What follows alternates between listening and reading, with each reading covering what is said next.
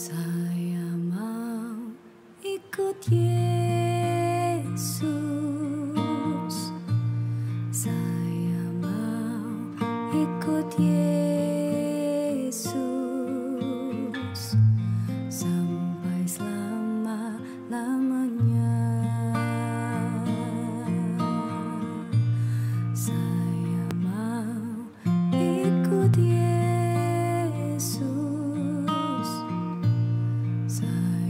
mau ikut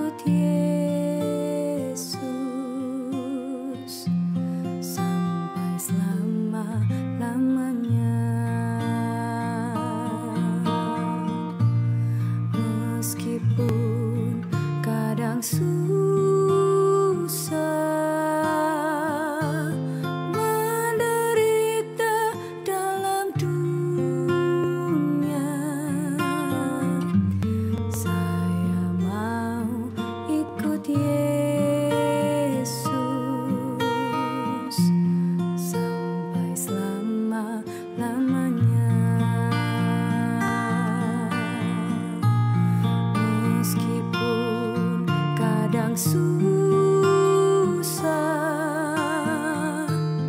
menderita dalam dunia. Saya mau ikut Yesus sampai selama-lamanya.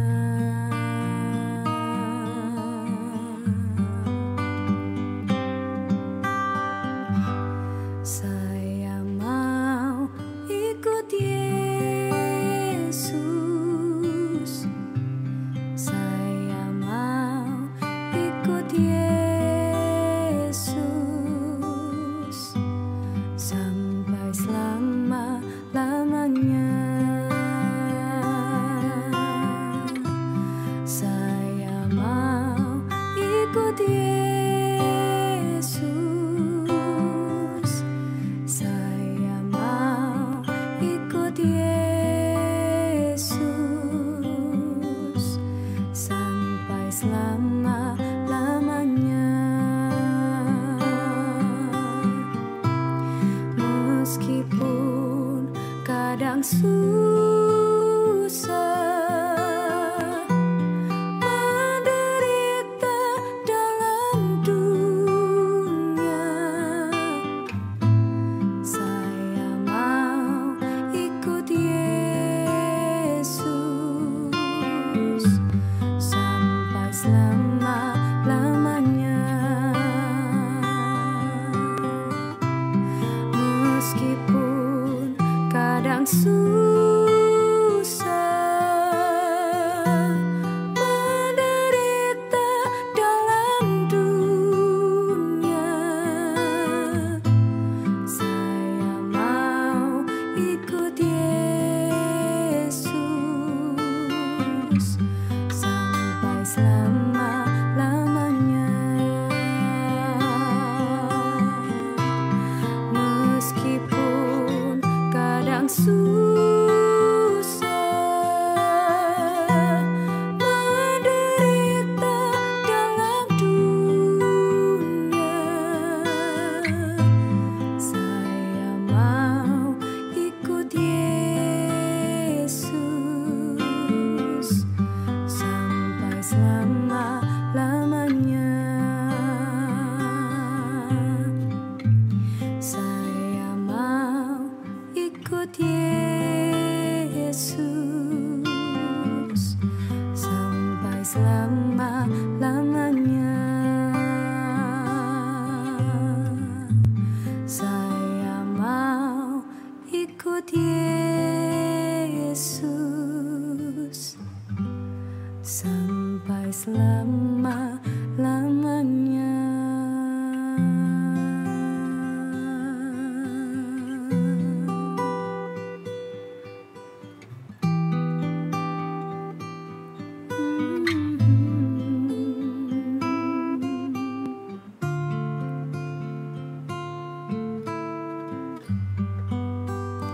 Selama-lamanya.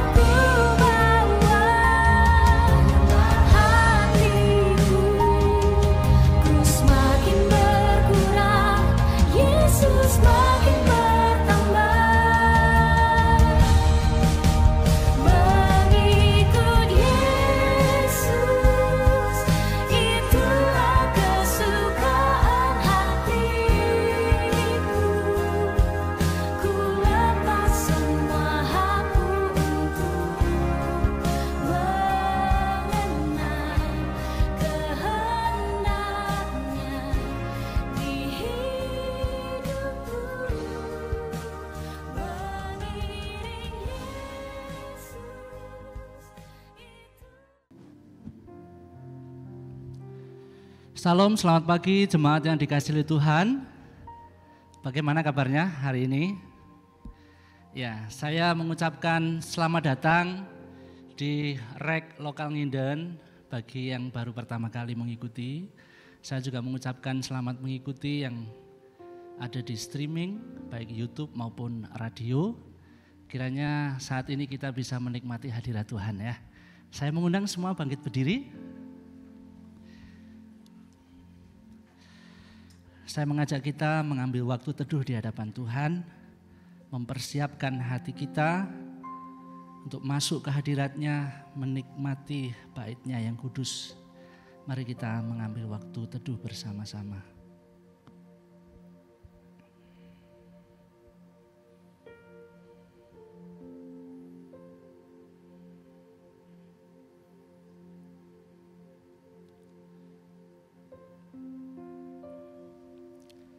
Jemaat yang dikasihi Tuhan, dengan hati penuh pengucapan syukur, mari kita meresponi panggilan Allah untuk masuk ke dalam hadirat-Nya. Dengan satu keyakinan, jalan menuju ke sana telah dibuka melalui pengorbanan Yesus Kristus di atas kayu salib. Dan kiranya Allah Roh Kudus yang akan menolong kita sepanjang ibadah ini. Dan biarlah sukacita surgawi dilimpahkan bagi kita semua yang mengikuti mulai saat ini sampai akhirnya nanti. Kita membuka ibadah ini di dalam nama Tuhan Yesus Kristus. Amin. Silakan duduk kembali Bapak Ibu, selamat beribadah, Tuhan memberkati.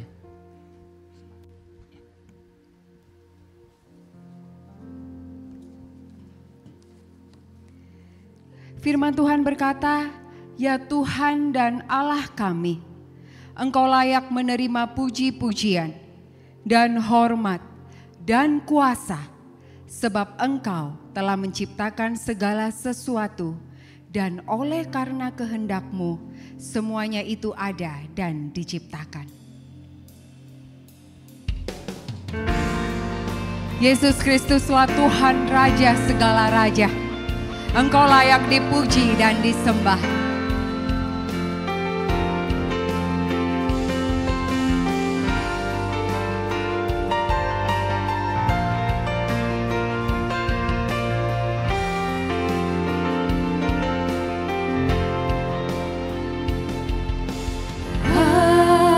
Semesta melukiskan kebesaran Tuhan.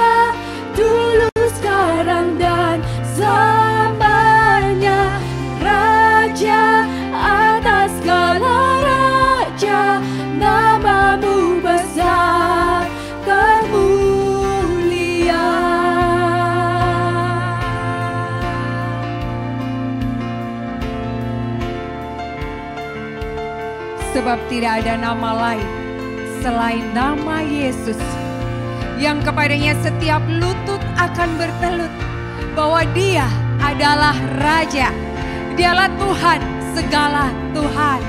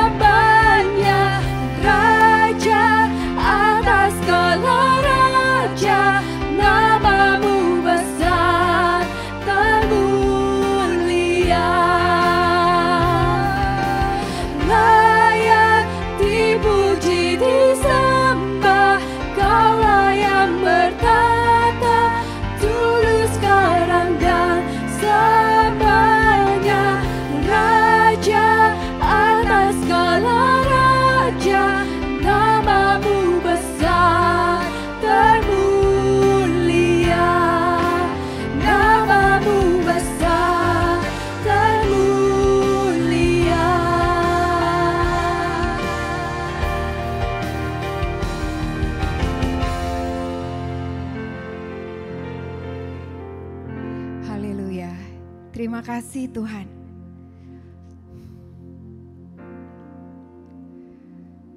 Kata Yesus kepada mereka, "Aku berkata kepadamu, sesungguhnya setiap orang yang berbuat dosa adalah hamba dosa."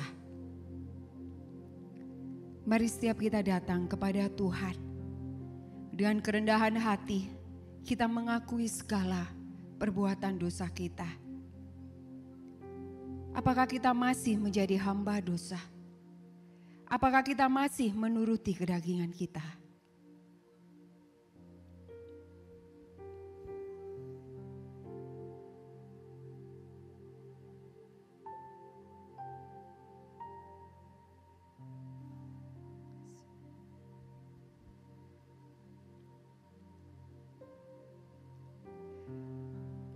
Allah Bapa yang bertakhta di dalam kerajaan sorga, pada hari ini kami datang ke hadirat-Mu. Kami mengakui segala dosa dan pelanggaran yang sudah kami perbuat. Engkau Allah yang Maha Tahu. Bagaimanapun kami menutupi segala dosa dan pelanggaran yang telah kami perbuat, tidak akan ada yang tersembunyi di hadapan-Mu Tuhan. Tuhan Yesus, saat ini kami berdoa dan memohon kasih karunia-Mu untuk hadir di tengah ibadah kami. Kiranya pengampunan-Mu melayakkan kami. Kiranya penyertaan-Mu senantiasa ada bagi kami. Sehingga hati kami hanya tertuju pada-Mu. Dan biarkan hati kami terbuka menerima perintah-Mu. Terima kasih Tuhan. Di dalam nama Tuhan Yesus kami berdoa. Amin. Saudara, saya undang untuk bangkit berdiri. Mari bersama-sama kita mengikrarkan pengakuan iman Nisea Konstantinopel yang berbunyi demikian. Aku percaya kepada satu Allah, Bapa yang Maha Kuasa, Pencipta langit dan bumi, dan segala yang kelihatan dan yang tidak kelihatan, dan kepada satu Tuhan Yesus Kristus, satu-satunya anak Allah yang diperanakan dari Bapa sebelum alam semesta, Allah dari Allah, terang dari terang, Allah yang sejati dari Allah yang sejati, sehakikat dengan Sang Bapa, oleh siapa segala sesuatu dicipta, yang untuk kita manusia dan untuk keselamatan kita telah turun dari sorga, dan diinkarnasikan oleh Roh Kudus dan darah anak Maria, dan dijadikan manusia. Ia telah disalibkan juga bagi kita di bawah pemerintahan Pontius Pilatus. Ia menderita dan dikuburkan, dan pada hari ketiga ia bangkit kembali, sesuai dengan kitab suci, dan naik ke surga, dan duduk di sebelah kanan Bapa. Dan ia akan datang kembali dengan kemuliaan untuk menghakimi orang yang hidup dan yang mati, yang kerajaannya takkan berakhir. Dan aku percaya kepada Roh Kudus, Tuhan dan pemberi kehidupan, yang keluar dari Bapa dan Anak, yang bersama-sama dengan Bapa dan Anak, disembah dan dimuliakan, yang telah berfirman dengan perantaraan para nabi. Dan aku percaya satu gereja yang am dan rasuli. Aku mengakui satu baptisan untuk pengampunan dosa, dan aku menantikan kebangkitan orang mati dan kehidupan di dunia yang akan datang. Amin. Tetapi syukurlah kepada Allah. Dahulu memang kamu hamba dosa, tetapi sekarang kamu dengan segenap hati telah mentaati pengajaran yang telah diteruskan kepadamu. Kamu telah dimerdekakan dari dosa dan menjadi hamba kebenaran. Amin. Puji Tuhan, kita sudah dimerdekakan dari dosa. Itu terbukti dari kubur yang kosong. Kristus sudah hidup. Kebangkitannya menunjukkan kuasanya. Dia juru selamat kita. Mari kita ungkapkan rasa syukur atas penebusan yang sudah Tuhan berikan kepada kita.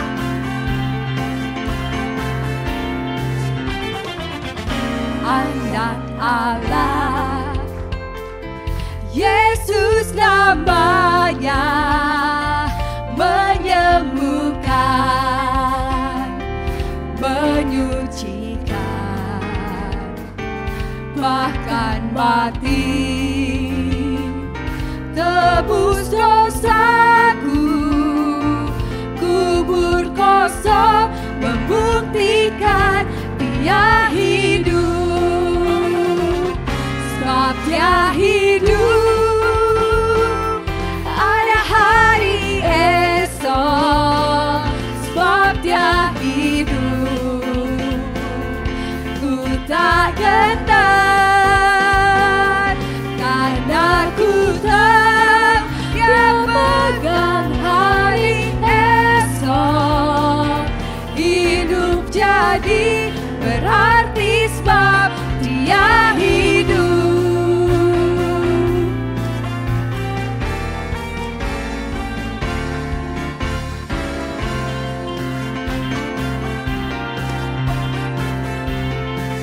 Sekali lagi kita pujikan. Allah, Yesus namanya, menyembuhkan, menyucikan, bahkan mati, tebus dosaku, kubur kosong membuktikan Dia hidup. Sebab Dia hidup, ada hari esok. Pada hari esok, sebab Dia hidup, ku tak gentar,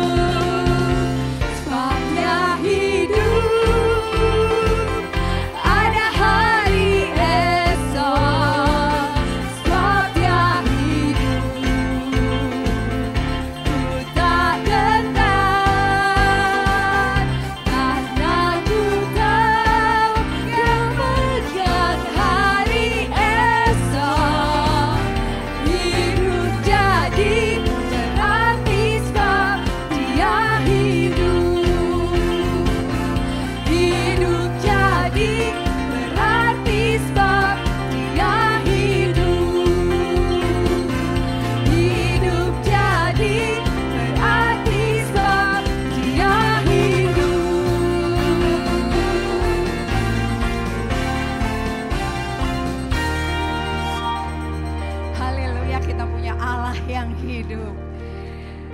Saudara, saya persilakan untuk duduk kembali.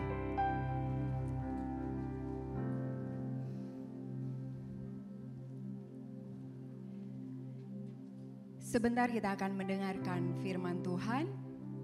Kiranya melalui firman Tuhan kita semakin mengenal Tuhan dan kebenarannya menerangi hati kita. Sehingga hari demi hari dalam keadaan apapun kita setia mengikut Yesus sampai akhir hidup kita.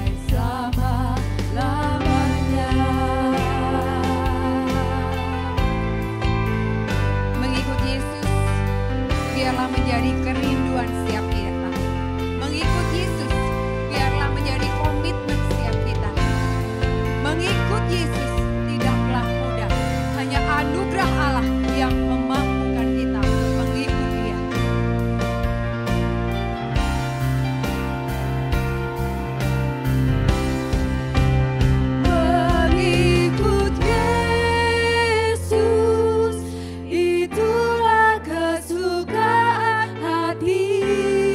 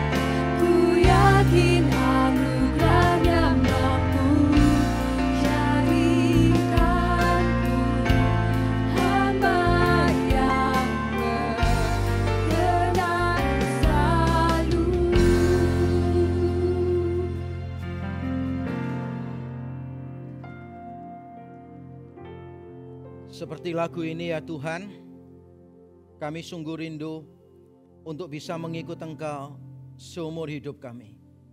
Tapi kami juga menyadari betapa kami lemah, terbatas dan berdosa.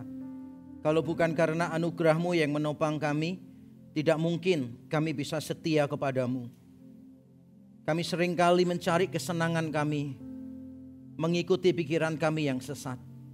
Tapi kami bersyukur anugerah-Mu terus menopang kami, mengembalikan kami kepada diri-Mu sendiri, menolong kami, supaya kesenangan-Mu menjadi kesenangan kami, supaya kami dimampukan untuk melepaskan hak kami, karena Kristus pun sudah melakukannya bagi kami.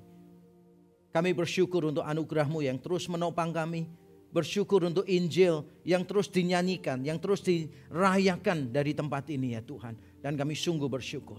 Sementara kami akan mendengarkan firman-Mu, kami berdoa kiranya Tuhan berkenan berbicara kepada kami sekali lagi. Kami berdoa izinkan kami mengalami perjumpaan pribadi dengan Engkau ya Tuhan, melalui kuasa firman-Mu. Kami mau menenangkan hati kami, meneduhkan pikiran kami, supaya kami bisa mendengarkan suara-Mu dengan lebih jelas. Kiranya Injil Yesus Kristus yang benar dan menyelamatkan, kematian dan kebangkitannya, penebusannya yang sempurna dan beranugerah, kiranya diberitakan sejelas-jelasnya di antara kami. Terima kasih ya Tuhan.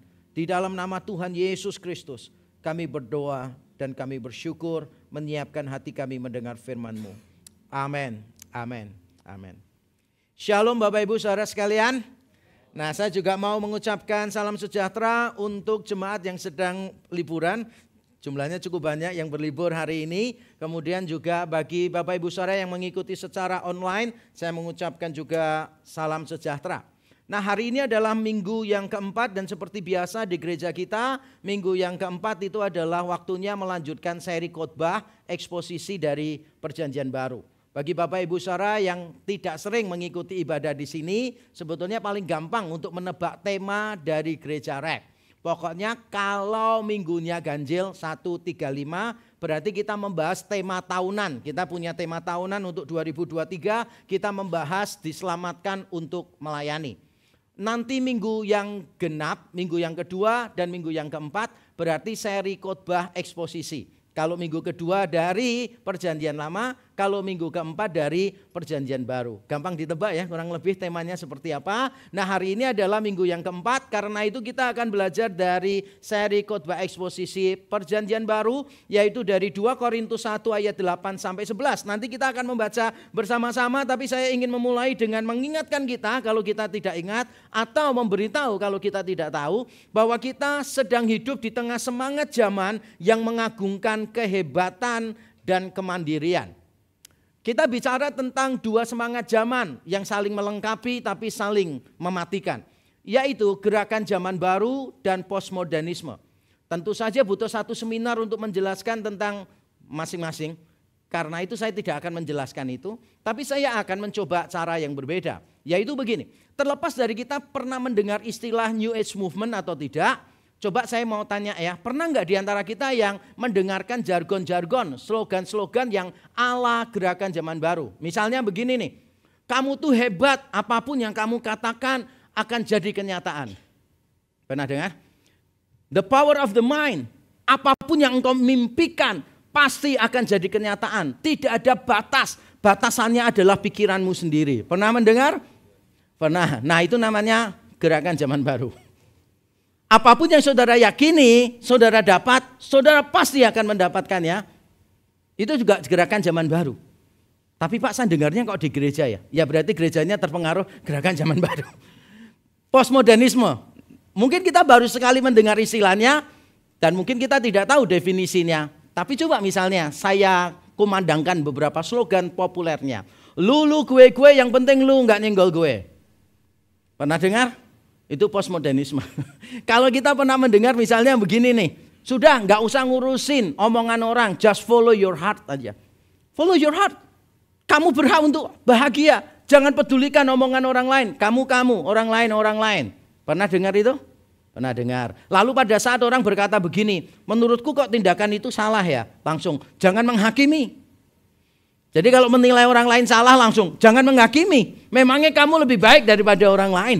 Nah, kalau saudara pernah menghadapi semuanya ini, berarti saudara sadar Walaupun tidak tahu istilahnya, saudara sedang berada di dalam sebuah semangat zaman yang mulai berkembang pada pertengahan abad yang ke-20 sebetulnya. Sampai sekarang pengaruhnya masih begitu kuat. Gerakan zaman baru mulai merebak sebetulnya di timur, tapi kita mendapatkannya melalui globalisasi dari barat, dari Amerika. New Age Movement ada di Amerika 1960. Ketika dunia sedang putus asa, kecewa dengan ilmu pengetahuan, karena dengan sains ternyata ada perang dunia, 2 kali perang dunia, manusia kecewa dengan semua yang berbau objektif, berbau saintifik, lalu mereka mulai mencari sesuatu yang subjektif. Sesuatu yang sifatnya kita, ya kita sendiri, jangan ngurusin orang lain. Kebenaran itu relatif, tergantung masing-masing orang. Kita sedang berada di dalam semangat zaman seperti itu. Yang diagungkan apa? Yang diagungkan adalah kehebatan manusia. Kita bisa, kita punya potensi yang tidak terbatas. Yang diagungkan apa? Kemandirian kita. Jangan peduli orang lain. Kamu berhak untuk bahagia. Kebahagiaanmu yang menentukan kamu, yang mendefinisikan kamu, bukan orang lain. Kalau ada tradisi kita tolak saja, kita tolak semua otoritas. Ini adalah semangat zaman yang ada. Tapi saya melihat dan saya berbincang dengan orang-orang yang terekspos oleh 2 gerakan ini, saya mendapati ini. Tidak selalu benar, tapi ini yang seringkali saya dapati melalui perbincangan yang lebih dalam. Bahwa hidup mandiri dalam tanda kutip seringkali menjadi samaran untuk menutupi arogansi diri, atau menutupi ketidakpuasan terhadap suatu relasi. Ada beberapa orang yang mengatasnamakan keterbukaan pikiran, open-mindedness, lalu menentang otoritas.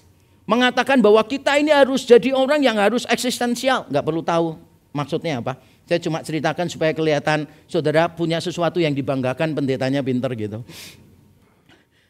Kita ini harus eksistensial. Kita ini harus berpikirnya bebas begitu. Padahal ujung-ujungnya setelah bincang-bincang lebih jauh, ternyata dia pernah punya trauma relasi.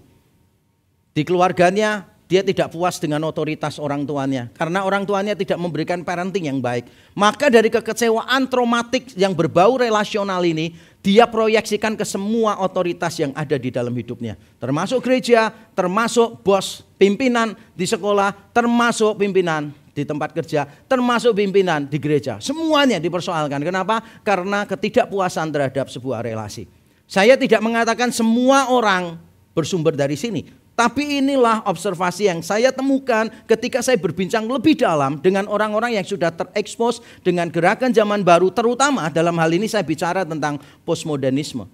Semangat ini jelas berbeda dengan yang diajarkan oleh Alkitab. Karena Alkitab mengajarkan begini, orang-orang yang kuat adalah mereka yang menyadari kelemahannya dan menyandarkan diri pada Tuhan sepenuhnya. Kita sebagai orang Kristen harus jadi orang yang kuat. Tidak salah jadi orang yang kuat. Tapi pertanyaannya adalah bagaimana kita bisa menjadi kuat? Itu pertanyaan yang perlu kita renungkan. Karena beberapa orang mengatakan begini, kita harus jadi kuat dengan cara apa? Menjadi hebat. Tapi Alkitab mengatakan when I am weak, I am strong. Ketika aku lemah, aku kuat. Jadi saya yakin Allah ingin supaya saudara, setiap saudara menjadi orang yang kuat di dalam Tuhan. Saya yakin saudara harus jadi orang yang kuat. Tapi saudara tidak perlu jadi orang yang hebat. Karena Alkitab mengajarkan untuk menjadi kuat tidak harus menjadi hebat. Menjadi kuat hanya perlu kesadaran bahwa kita tidak mampu dan kita bersandar pada kekuatan Tuhan saja. Dan itu yang akan kita pelajari dalam teks kita, yaitu 2 Korintus 1 ayat 8-11. Mari kita membaca secara bergantian. Saya akan membaca lebih dulu, kemudian Bapak Ibu Sarah, begitu seterusnya. 2 Korintus 1 ayat 8-11. Sebab kami mau saudara-saudara supaya kamu tahu akan penderitaan yang kami alami di Asia kecil. Beban yang ditanggungkan atas kami adalah begitu besar dan begitu berat, sehingga kami telah putus asa juga akan hidup kami. Bahkan kami merasa seolah-olah kami telah dijatuhi hukuman mati. Tetapi hal itu terjadi supaya kami jangan menaruh kepercayaan pada diri kami sendiri, tetapi hanya kepada Allah yang membangkitkan orang-orang mati. Dari kematian yang begitu ngeri, Ia telah dan akan menyelamatkan kami. Kepadanya kami menaruh pengharapan kami bahwa Ia akan menyelamatkan kami lagi. Karena kamu juga turut membantu mendoakan kami, supaya banyak orang mengucap syukur atas karunia yang kami peroleh berkat banyaknya doa mereka untuk kami. Amin. Amin. Di beberapa khotbah sebelumnya saya sudah menjelaskan bahwa Paulus mengatakan begini, kami menanggung semua kesengsaraan supaya kami mendapatkan semua penghiburan di dalam Tuhan.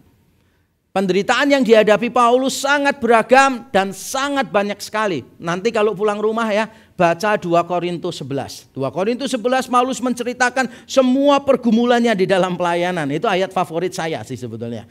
Jadi itu kalau tiap kali saya susah, saya selalu membaca ayat itu. Dan ketika melihat orang lain lebih susah, saya jadi bahagia. Orang Kristen jahat banget ya.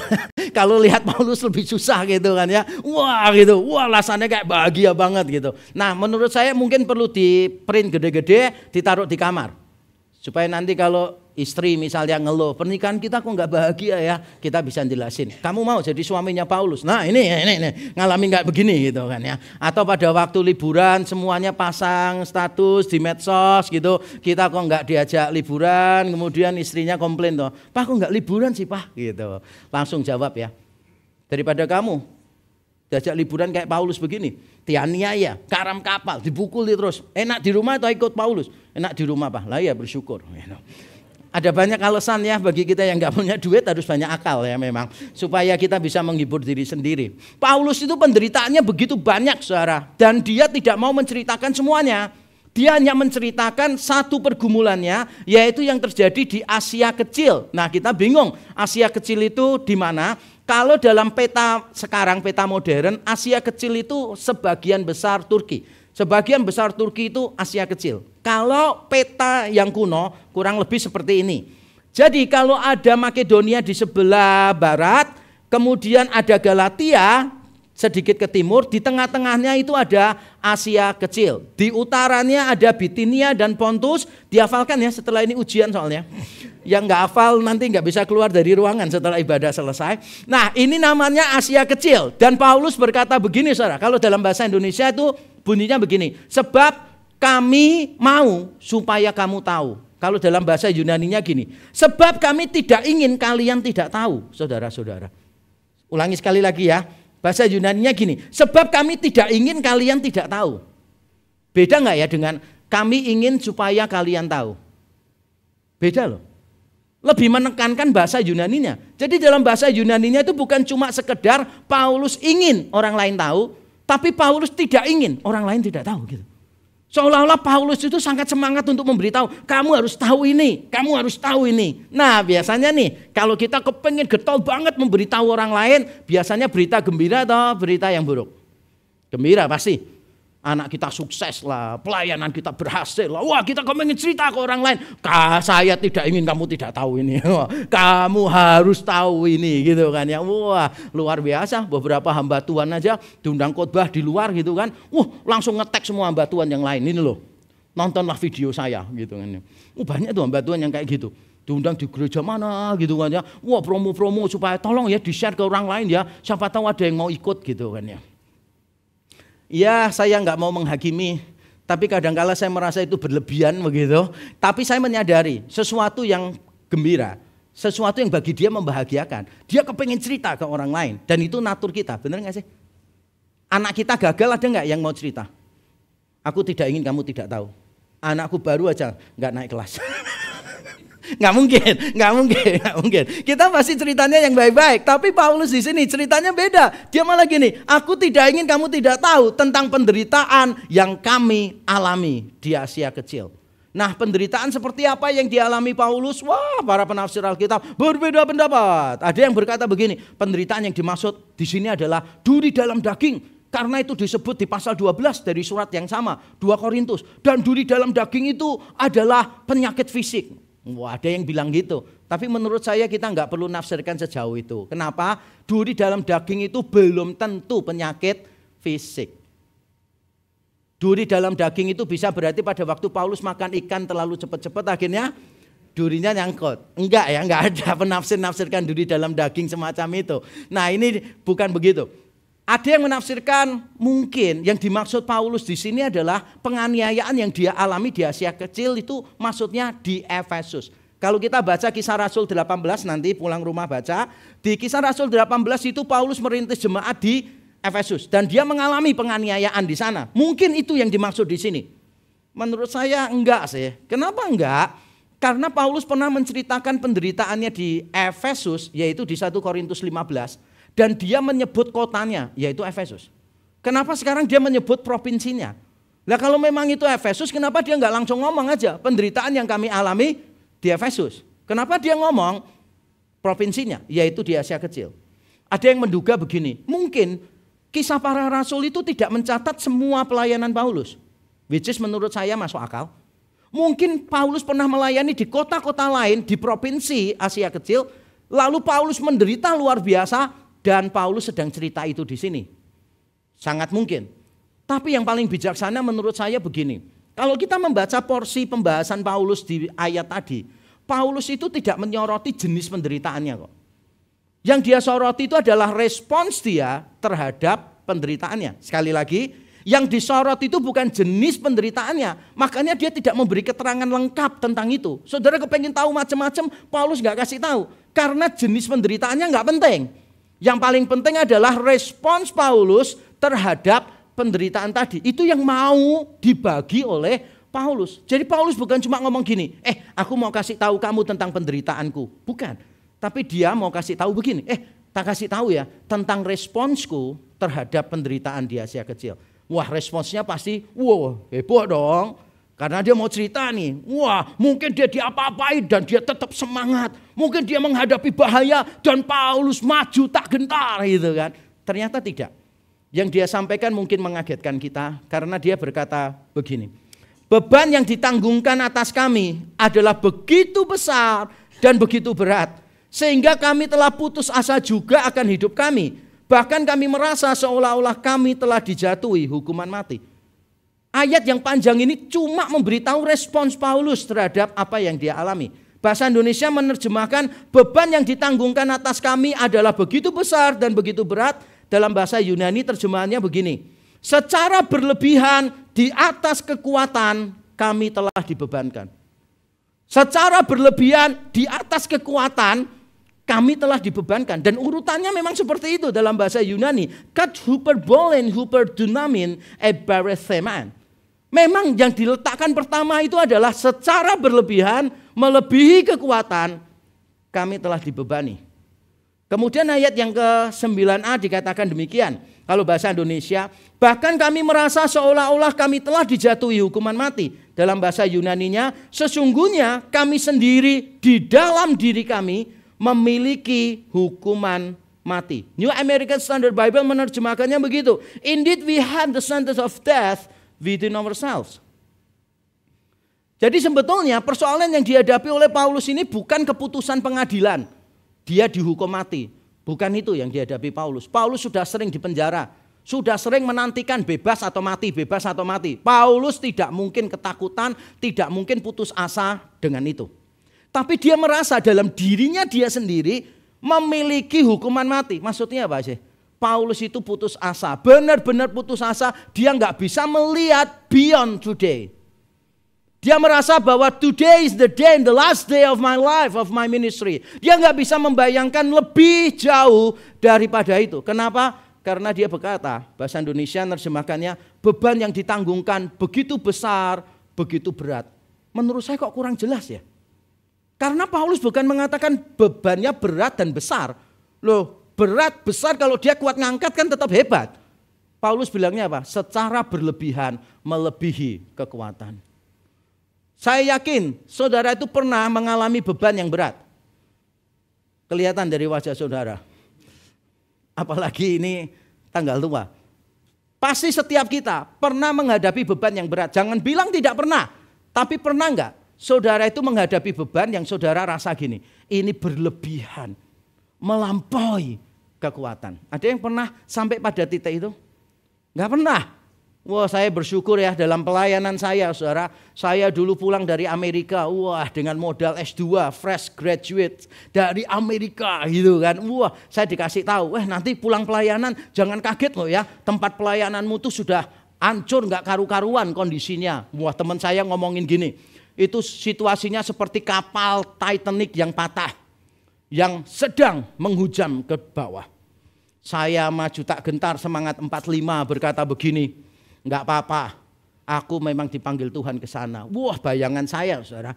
Saya ke sana dengan gelar yang saya miliki, dengan kepandaian yang saya miliki, gitu kan ya, dengan semangat yang saya miliki, dengan kemauan berkorban yang nanti saya akan berikan. akan terjadi reformasi seperti Martin Luther mengambil paku, ya kan. Kemudian 95 dalil menentang gereja Roma Katolik ditempelkan di pintu gerbang Wittenberg, lalu dia pakukan, prak, dak, tak, reformasi terjadi. Wah, saya pertama bayangkan sayalah yang akan memakukan paku itu dan menjadi turning point dalam pelayanan. Gak taunya setelah saya datang, saya mendapati diri saya sebagai dia yang terpaku. Saya bisa merasakan apa yang dialami Kristus, saudara, di situ. Saya disalahpahami, saya difitnah, saya dijelek-jelekan begitu rupa, saudara. Sampai hampir tiap hari selama berbulan-bulan, saudara. Tiap kali saya pulang, saya masuk ke kamar, saya itu cuma bisa begini aja. Dan istri saya selalu melakukan hal yang sama. Dia tidur di sebelah saya, belai rambut saya sambil ngomong, stres ya Pak ya. Terus saya mau jawab apa coba? Pertanyaannya sama terus gitu kan. Saya bersyukur saya pernah ada di titik nol di dalam pelayanan saya.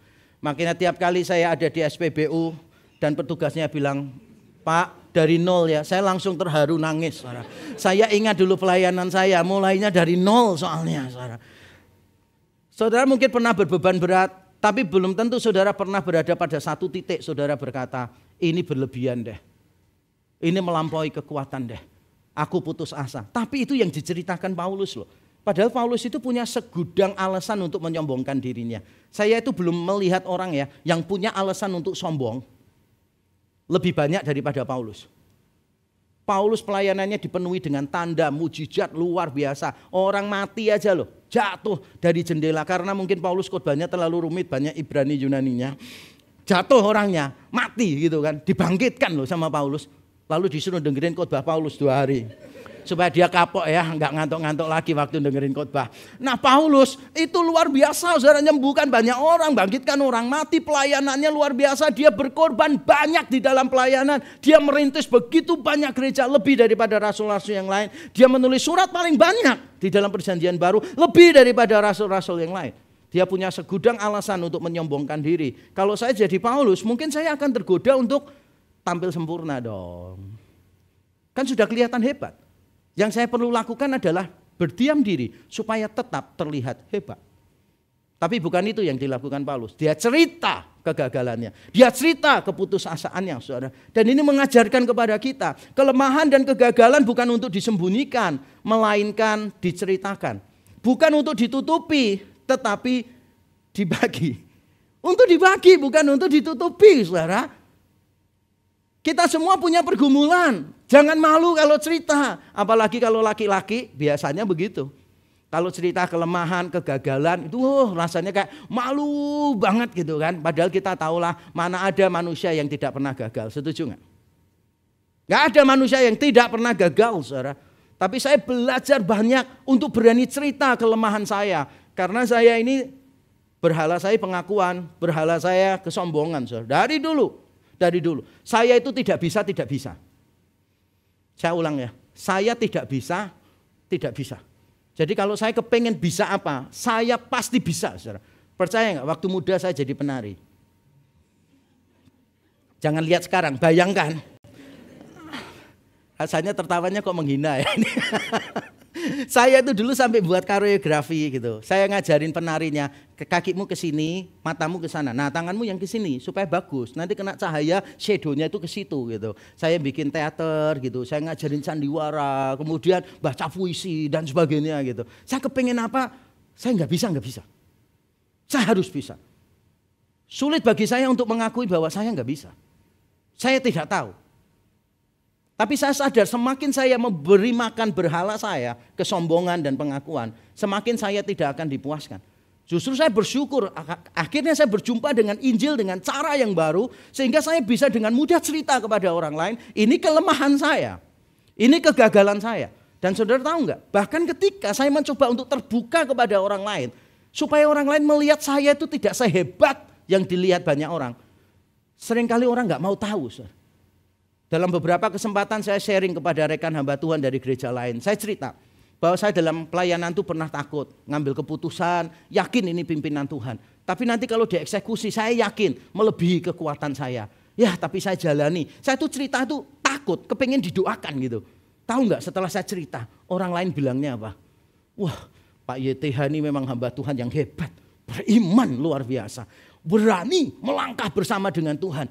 Saya bilang, kok malah ceritanya kalian melihat aku hebat sih? Aku cerita ini supaya kalian ngerti bahwa aku tidak hebat, aku butuh didoakan, aku ketakutan, aku butuh dukungan. Di kesempatan yang berbeda saya sharing hal yang lain kepada rekan hamba Tuhan yang lain dari gereja yang lain.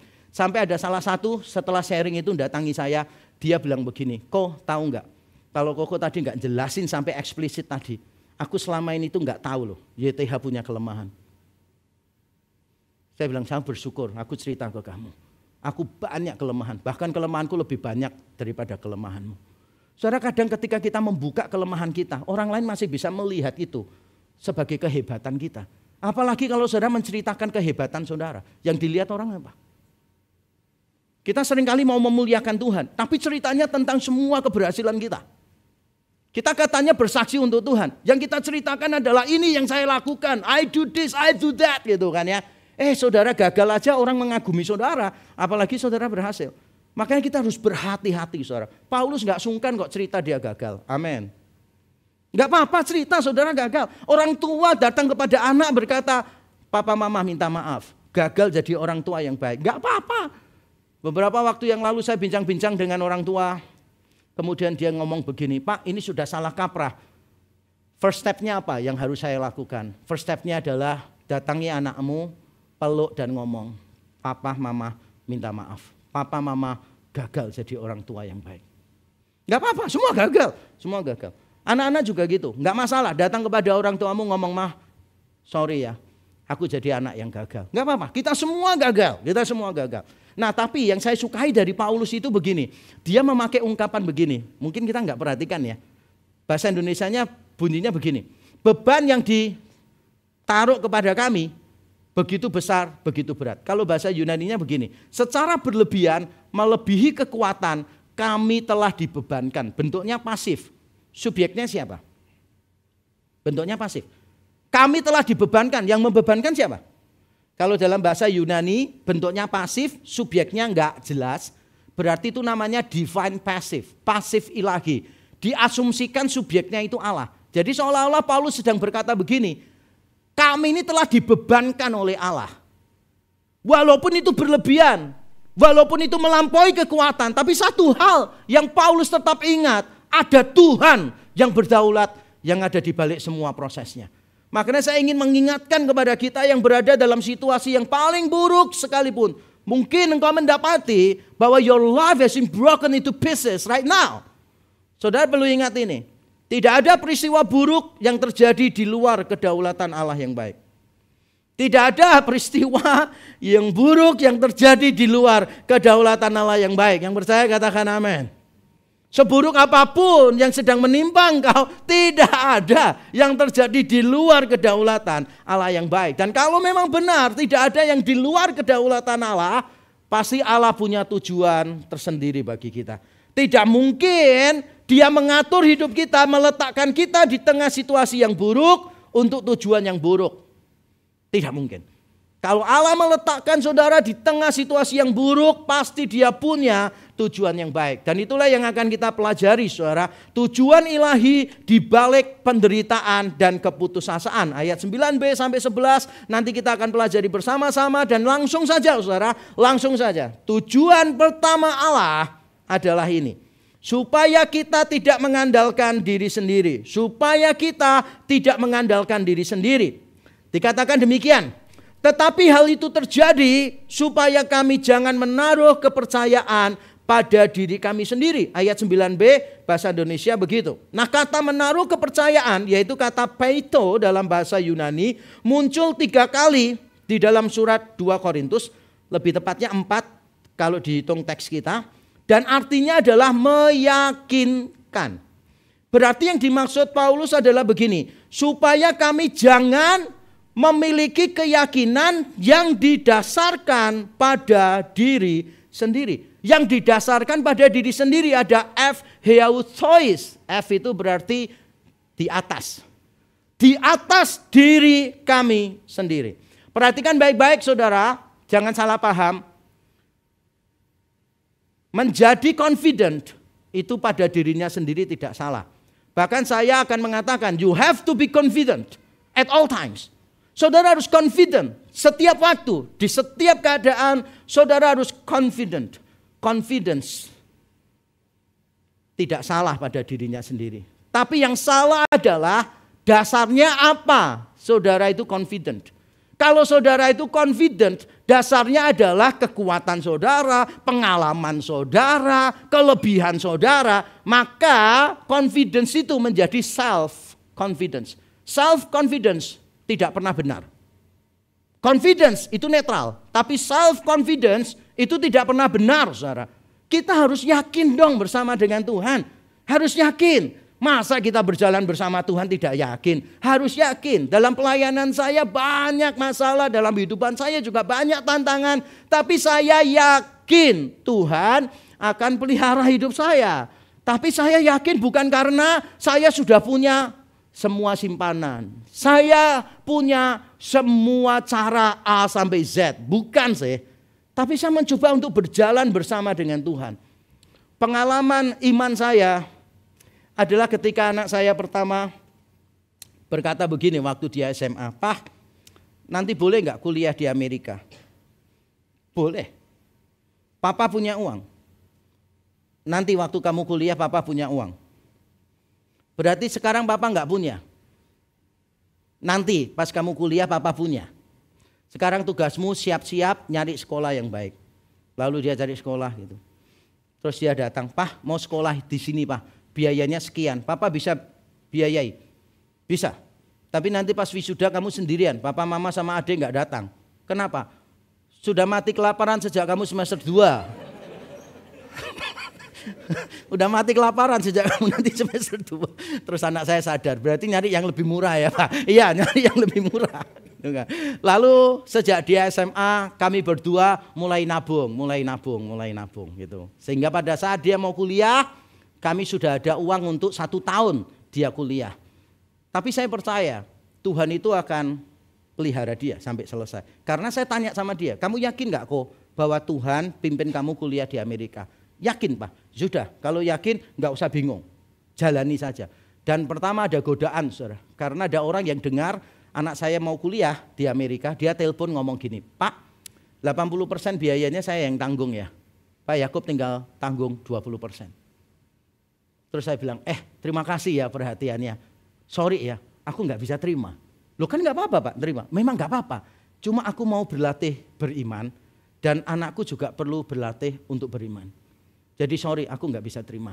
Biarkan perjalanan studi ini menjadi perjalanan iman untuk anak saya dan untuk saya. Karena kalau saya bayar 20%, saya pasti bisa bayar. Saya nanti nggak berdoa." Saya menikmati momen-momen awal saya kecanduan kalkulator. Tiap kali kalkulator, orang lain kan game ya toh. Apalagi gamenya Tetris gitu, soliter, menjijikkan. Saya kecanduannya kalkulator gitu. Tapi tahu nggak saudara, Tuhan itu memang ngatur semuanya. Ini saya cerita dikit supaya saudara mengerti. Jadi pada saat beberapa bulan sebelum anak saya pertama kuliah di Amerika, saya itu dapat undangan pelayanan di satu kantor gitu. Nah setelah saya khotbah, yang punya perusahaan tuh ngomong, "Pak, saya ini baru tahu loh Pak Yakub tuh ternyata nggak ke Amerika terus menerus ya." "Loh iya toh Bu, saya balik cuma setahun." "Iya dulu waktu Pak Yakub membatalkan pelayanan sini karena ke Amerika, saya pikir for good Pak. Jadi saya berapa minggu lalu cerita sama teman saya itu kepengen dengerin khotbahnya YTH, tapi dia di Amerika." Terus diomongin, "Enggak, sudah lama balik." Makanya saya seneng bisa dengerin khotbahnya Pak YTH. Terus dia ngomong gini, "Sinyo kecil-kecil kayak apa?" "Udah gede semuanya." Terus dia tanya, "Oh mau kuliah?" "Iya kuliah." "Di mana?" "Di Amerika." Cuma itu aja, saya nggak cerita apapun. Anak saya yang satu mau SMA, satu mau kuliah. Cuma itu aja. Nggak tahunya berapa hari kemudian dia telepon saya lagi. "Bisa ngelayani nggak di tempat saya pas tanggal ini?" Tahu nggak? Itu tanggal ulang tahun anak saya. Yang nomor 1 itu. Karena pagi hari saya terima. Setelah saya khotbah, saya diberi 2 amplop. 1 persembahan kasih, terus 1 dia bilang, "Ini untuk Sinyo yang mau kuliah ya di Amerika." Begitu pulang rumah saya buka. Believe it or not ya. Itu uang sekolah selama setahun, persis nggak kurang $1, nggak lebih $1 ada di amplop itu. Saya panggil anak saya ngomong gini, "Ini loh Tuhan pelihara hidup kamu. Jadi 2 tahun ke depan kamu nggak perlu khawatir, sudah ada. Tahun ketiganya apa? Beriman lagi. Saya bersyukur Juni mendatang anak saya wisuda S2. Dan tidak pernah kekurangan, Tuhan pelihara. Tapi saya bisa mengatakan yakin ini perjalanan iman kita kok bersama dengan Tuhan. Bukan karena saya punya simpanan, bukan karena yang lain-lain. Tapi karena saya tahu saya punya Tuhan yang kalau memimpin tidak pernah salah. Amin. Supaya kita tidak mengandalkan diri kita sendiri. Yang kedua saudara, supaya kita berharap kepada Allah. Tujuannya adalah supaya kita tidak mengandalkan diri sendiri yang pertama. Yang kedua supaya kita berharap kepada Allah. Saya bacakan ayat 9c dan 10. Tetapi hanya kepada Allah yang membangkitkan orang-orang mati. Dari kematian yang begitu ngeri, Ia telah dan akan menyelamatkan kami. Kepadanya kami menaruh pengharapan kami bahwa Ia akan menyelamatkan kami lagi.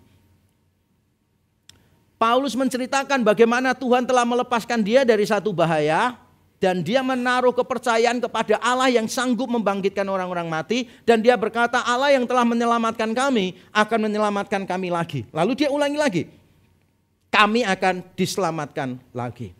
Nah mungkin saudara bertanya begini, kenapa poin ini dipisah dari poin yang pertama? Poin pertama kan jangan mengandalkan diri sendiri gitu. Poin yang kedua supaya kita berharap kepada Allah saja. Kenapa enggak dijadikan satu? Saya punya alasan sih. Kenapa saya tidak menjadikan jadi satu? Karena begini saudara. Keputusasaan terhadap hidup seharusnya membawa kita kepada Allah, sang pemilik kehidupan. Ini yang ideal. Tapi dalam kenyataannya saudara, ada orang-orang yang putus asa terhadap kehidupan, tidak datang kepada sang pemilik kehidupan. Pernah enggak mendengar orang yang putus asa dengan hidupnya, lalu mengakhiri hidupnya? Berkali-kali kita dengar itu. Jadi keputusasaan itu tidak otomatis membawa orang kepada Allah. Ada enggak orang yang putus asa dengan hidupnya lalu bersikap apatis terhadap seluruh kehidupan. Enggak peduli dengan apapun. Benar-benar jadi orang yang menjengkelkan untuk semua orang yang ada di sekelilingnya dia. Hidup segan, mati tidak mau, tetap hidup merepotkan orang. Pernah lihat gitu? Pernah gak sih? Ada enggak orang yang putus asa dalam hidupnya tapi tenggelam di masa lalunya. Menyalahkan diri sendiri, menyalahkan orang lain, menyalahkan orang tua, menyalahkan keadaan, bahkan menyalahkan Tuhan. Pernah ketemu orang putus asa begitu? Pernah, makanya saya bedakan poinnya. Tidak mengandalkan diri sendiri itu tidak otomatis seseorang mengandalkan Tuhan. Bisa saja orang tidak mengandalkan dirinya tetapi mengandalkan pertolongan orang lain. Bisa begitu. Memang orangnya tidak sombong, memang orangnya tidak mengandalkan diri sendiri, tapi tiap kali ada masalah, nyari temannya, nyari keluarganya, nyari orang lain yang dia bisa andalkan. Ya sama aja lah. Berarti tetap mengandalkan manusia. Makanya saya pisahkan poin ini supaya kita tahu. Kita jangan mengandalkan diri sendiri, tapi tidak boleh berhenti di sana. Kita harus belajar berharap kepada Tuhan. Nah kalau berharap kepada Tuhan, saudara itu perlu dasar untuk berharap. Berharap iman itu bukan iman yang buta, bukan blind faith, bukan live in the dark, bukan saudara, bukan lompatan di dalam kegelapan, tapi iman yang benar itu punya landasan. Dan landasannya yang paling penting menurut saya adalah pemikiran teologis. Paulus berkata begini, semua itu terjadi supaya kami menaruh harapan kepada Allah yang membangkitkan orang-orang mati. Dan ini pemikiran teologis yang masuk akal sekali sih. Allah yang mampu mengalahkan kematian, yaitu membangkitkan orang-orang mati, pasti sanggup melepaskan kita dari kematian. Masuk akal sekali. Saya pernah mendengar ada hamba Tuhan berkata begini, mujizat di dalam Alkitab tidak masuk akal. Itu sebabnya kita mengagumi Tuhan. Kebangkitan Yesus tidak masuk akal, tapi itu sebabnya kita mengagumi Yesus. Saya beritahu, itu khotbah yang salah dan benar-benar salah. Mujizat itu masuk akal. Bangkit dari antara orang mati itu masuk akal. Kenapa? Kalau Allah itu memang ada, ini kan asumsi dasar kita. Kalau Allah itu memang ada, maka mujizat itu harus ada malahan. Saya ulang ya. Kalau Allah itu ada, maka mujizat itu masuk akal kita. Kenapa? Karena begini nih. Allah itu mampu menciptakan kehidupan. Berarti dia mampu dong mengembalikan kehidupan. Masuk akal enggak sih? Itu masuk akal. Asumsinya adalah Allah Ada. Jadi yang perlu diperdebatkan adalah Allah itu benar-benar ada atau enggak. Tapi once you believe, you know that God does exist, maka saudara punya alasan yang masuk akal untuk percaya bahwa Allah yang menciptakan kehidupan, Allah yang sama mampu mengembalikan kehidupan. Dengan cara yang sama, Allah yang mampu mengembalikan kehidupan, membangkitkan orang-orang mati adalah Allah yang mampu melepaskan kita dari kematian. Melepaskan Paulus dari bahaya kematian. Masuk akal dong. Allah yang mengalahkan kematian, masa nggak bisa membebaskan Paulus dari bahaya kematian? Malah nggak masuk akal kalau kita nggak percaya. Itu sangat masuk akal. Tapi Paulus bukan cuma bermain di wilayah teologi, pengetahuan teologis, tapi dia juga punya pengalaman empiris gitu. Dia mengatakan Allah yang telah melepaskan kami akan melepaskan kami lagi. Dan dia tekankan lagi, dan kepadanya kami berharap bahwa dia akan melepaskan kami lagi. Berarti ada pengalaman di situ. Dua hal ini menjadi fondasi pengharapan kita kepada Allah. Orang-orang reform seperti kita itu paling jago pengetahuan teologisnya. Kalau disuruh menerangkan Allah berdaulat, wah langsung berdiri. Pengakuan iman Westminster bagian yang ketiga, God foreordained whatsoever comes to pass. Wah keren banget, hafal banget. Kalau disuruh kasih kuliah tentang kedaulatan Allah, all inclusive, wah langsung Allah berdaulat atas segala sesuatu, atas kecelakaan, atas peristiwa yang kebetulan, atas segala sesuatu. Wah hafal semua ayatnya. Tapi begitu ada masalah sedikit, ketakutan luar biasa. Udah lupa Allahnya berdaulat. Saya dulu mungkin pernah cerita ya, saya belajar itu dari istri saya. Waktu kami kuliah S2, kami itu kekurangan duit sungguh. Makan aja, ya itu aja. Saya itu kasihan sama istri saya, ikut saya itu susah terus deh. Waktu itu saya nganter teman saya ke Disneyland, lalu saya nganter istri saya kuliah. Saya nggak sadar freeway-nya itu sepi, saya overspeed gitu. Jadi kayak ngebut melebihi speed limitnya. Tiba-tiba ada polisi dari belakang nyala, gitu. Wah ini saya kasih tahu pengalaman saya, polisinya datang gitu kan, suruh berhenti, terus saya menepi gitu kan. Setelah menepi polisinya keluar. Nah kita kan orang Indonesia kan ya, orang Indonesia ini kan sungkan ya sama pejabat ya. Jadi saya itu keluar dari mobil. Tahu nggak? Di Amerika keluar dari mobil, wah, polisinya langsung ngambil pistol gini, please sir. Stay in your car, langsung pegang pistol gini saudara. Dipikir saya keluar bawa pistol atau apa gitu. Padahal maksud saya mau keluar tuh minta maaf, minal aidin gitu. Pak minta maaf saya tadi nggak peraturan, nggak boleh saudara. Suruh taruh tangannya di atas setir saudara, supaya dia tahu kita bawa senjata atau enggak. Nggak boleh keluar, taruh di sini. Wah saya baru kaget juga gitu, baru tahu masalah-masalah kayak begitu kan. Nah setelah kena tilang, saya itu langsung, aduh sudah nggak ada duit, kena tilang pasti sekian ratus dolar. Waktu nganter istri saya itu, wah pikiran saya kalut saudara. Saya itu tambah ngebut.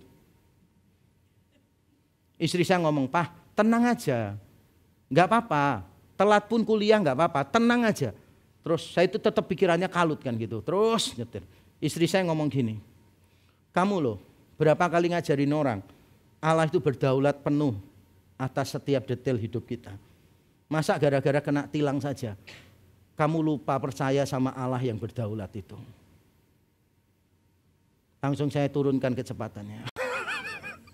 Nyampe di kampus, nyampe rumah, saya mencoba untuk menenangkan diri. Dan itu pelajaran penting untuk saya sih. Kita kadang-kala punya pengetahuan teologisnya, tapi kita kurang pengalaman empirisnya. Tapi orang-orang karismatik pengalaman empirisnya banyak. Pengetahuan teologisnya malah nggak ada ya kan. Kalau ditanya Tuhan berdaulat ayatnya mana, nggak ngerti. Pokoknya Tuhan berdaulat. Suruh nerangkan doktrin Allah yang benar kayak apa. Wah kacau semuanya. Tapi percayanya sama Allah melebihi orang reform yang katanya doktrin Allahnya benar ya kan. Makanya pengharapan kita itu harus seimbang. Pengetahuan teologis ada, pengalaman empiris kita juga harus ada. Nah apakah berarti pernyataan Paulus tadi mengajarkan kepada kita gini, Paulus tidak akan mati. Seolah-olah kan Paulus bilang begitu. Allah yang telah menyelamatkan kami akan menyelamatkan kami lagi. Kepadanya kami percaya bahwa dia akan menyelamatkan kami lagi. Apakah Paulus berpikir bahwa Paulus tidak akan pernah mati? Tidak juga sih. Paulus pada akhirnya mati kok. Menurut tradisi dia dipenggal kepalanya. Walaupun tradisi ini beberapa detailnya diperdebatkan, tapi semua setuju Paulus mati syahid saudara. Tapi apakah berarti Paulus di dalam ayat kita mengatakan dia tidak akan mati? Tidak kok. Keyakinannya bukan pada Allah yang selalu melepaskan dari bahaya kematian? Bukan. Dia cuma mengatakan Allah telah melepaskan, Allah akan menyelamatkan lagi, Allah akan menyelamatkan lagi. Dia tidak pernah mengatakan Allah selalu, Allah senantiasa melepaskan kami dari kematian. Tidak. Bahkan yang dimaksud Paulus saya yakin ada di pasal 4 ayat 14. Bahwa ia yang telah membangkitkan Tuhan Yesus akan membangkitkan kami juga bersama-sama dengan Yesus. Itu keyakinan Paulus. Sebetulnya Paulus sedang berkata begini, keyakinanku kepada Allah yang membangkitkan orang-orang mati. Kalau sekarang aku dalam bahaya, aku yakin Allah sanggup melepaskan aku dari bahaya kematian. Tapi kalaupun aku nanti pada akhirnya harus mati, aku tetap percaya bahwa Allah akan membangkitkan aku dari kematian. Paulus tidak pernah menjamin bahwa dia tidak akan mengalami kematian. Itu konyol. Pasti at some point, dengan semua kesusahan Paulus, penderitaan, penganiayaan yang dia alami, most likely dia akan mati di dalam pelayanan. Tapi memang Paulus tidak pernah berharap Tuhan melepaskan dia terus-menerus. Dengan kata lain, sebetulnya kita belajar ini, saudara. Injil Kristus adalah sumber pengharapan kita. Baik dalam kehidupan, jika dilepaskan dari bahaya maut, maupun dalam kematian, jika akhirnya menghadapi maut. Apapun yang terjadi di dalam hidup kita, saudara, pengharapan kita cuma kepada Injil Yesus Kristus. Bahwa Allah yang membangkitkan Yesus Kristus adalah Allah yang sama yang akan membangkitkan kita. Mungkin dia melepaskan kita dari kematian di dunia ini. Kita dalam bahaya, kecelakaan, cuma lecet. Kecelakaan bareng orang lain mati, kita selamat. Bisa enggak? Bisa jadi. Tapi belum tentu itu yang dijanjikan Tuhan untuk setiap kita. Kadang-kadang kita harus menghadapi kematian melalui kecelakaan, bencana alam, penyakit, tua dan sebagainya. Tapi satu hal yang tidak pernah berubah adalah Allah yang membangkitkan orang mati akan terus menyertai kita sampai pada akhirnya. Saya teringat katekismus Heidelberg yang sering saya kutip, saudara, mengatakan what is your only comfort in life and death? Apakah penghiburanmu satu-satunya di dalam kehidupan dan kematian? Jawaban ringkasnya adalah that I belong to Jesus my Savior and He belongs to me. Bahwa aku adalah milik Kristus juru selamatku dan Kristus adalah milikku. Dan itu cukup untuk kita. Apapun keadaan kita sekarang, ketahuilah bahwa Injil Yesus Kristus menjadi pengharapan kita. Dia akan mampu melepaskan kita dari bahaya. Kalaupun tidak, jangan khawatir. Tuhan akan membangkitkan kita bersama dengan Kristus. Tujuan yang ketiga, yang terakhir, saudara, di tengah keputusasaan kita, tujuannya apa? Yaitu supaya kita menghargai peranan orang lain. Supaya kita menghargai peranan orang lain. Bukan cuma supaya kita tidak mengandalkan diri sendiri, supaya kita mengandalkan Allah, tapi supaya kita menghargai peranan orang lain. Saya bacakan ayat 11. Karena kamu juga turut membantu mendoakan kami, supaya banyak orang mengucap syukur atas karunia yang kami peroleh berkat banyaknya doa mereka untuk kami. Ketika saya membaca ayat 11 ini, saya sedikit kecewa, tapi saya juga akhirnya merasa, wah, ini sesuatu yang luar biasa. Saya kecewa karena saya pikir itu Paulus berhenti di ayat 10 dan itu klimaks. Semuanya terjadi supaya kami tidak menaruh kepercayaan pada diri kami sendiri, tetapi kepada Allah yang membangkitkan orang mati. Dia telah melepaskan kami dan dia akan membebaskan kami lagi, dan kami percaya kepada dia. Dia akan membebaskan kami lagi. Doksologi. Wah, keren kan ya? Klimaks langsung. Tapi ternyata ada ayat 11-nya. Saya cukup kaget. Loh, kok berhentinya di ayat 11 ya? Kenapa enggak berhentinya di Allah? Tapi justru saya melihat sesuatu yang luar biasa di sini.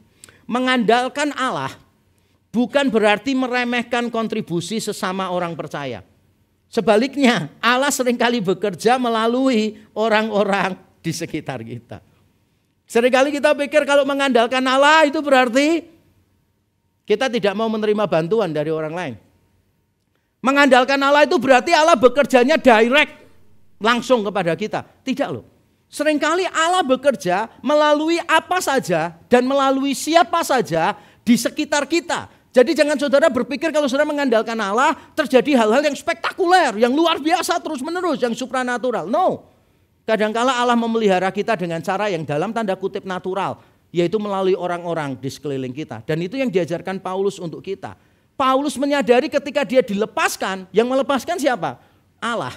Tapi bukan berarti langsung Allah melepaskan. Allah melepaskan sebagai jawaban Allah atas doa-doa orang yang mengasihi Paulus. Paulus mengajarkan kepada kita, buka mata kita, melihat orang-orang di sekeliling kita yang Tuhan pakai. Dan saya bersyukur Paulus menyorotinya bukan bantuan keuangan, bukan bantuan perlindungan, bukan bantuan yang macam-macam, tapi dia menyorotinya bantuan doa. Bukan cuma dari Korintus, tapi juga doa mereka. Berarti bukan jemaat Korintus. Doa kalian, doa mereka. Dengan menyebutkan secara spesifik bentuk bantuan mereka, yaitu melalui doa, Paulus tetap bisa menekankan pentingnya persandaran pada Allah. Sama seperti Paulus, mereka semua menyandarkan harapan kepada Allah melalui doa. Jadi Paulus itu fokusnya ke doanya orang, saudara. Doanya orang. Nah, kalau doanya orang, yang menjawab doa kan bukan yang berdoa dong. Yang menjawab kan Allah sendiri yang jawab.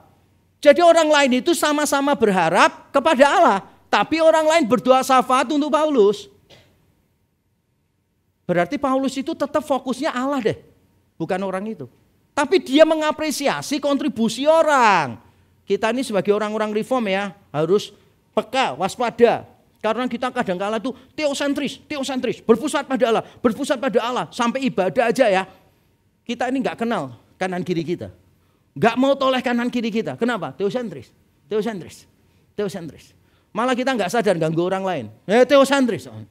Dan lagi pada akhirnya ketika dilatih, ayo coba akrab sama orang. Sapa, ngajak ngomong sebelahnya. Nanti ya, orang-orang dengan kehidupan sosial yang kurang baik, orang reform biasanya gitu. Makanya kalau saudara nanti masuk di surga, saudara nyapa orang nggak dijawab, langsung tanya, dari gereja reform mana? Gitu. Siapa tahu dari rek ya. Nanti ya, kalau ada orang sudah duduk di ibadah, tanyanya itu loh, aneh gitu. Pernah ada orang gini, duduk, mau ibadah mulai ya, tanya gini, mau ibadah ya? Coba dia harus jawab apa coba? Masa dia? Enggak. Ya jelas lah, gereja duduk di sebelah saudara, itu mesti ibadah kan. Orangnya sampai jawabnya tuh malas gitu kan. Ya ilah ibadah. Terus ya gini, sendirian aja lah. Lihat sebelahnya ada orang enggak?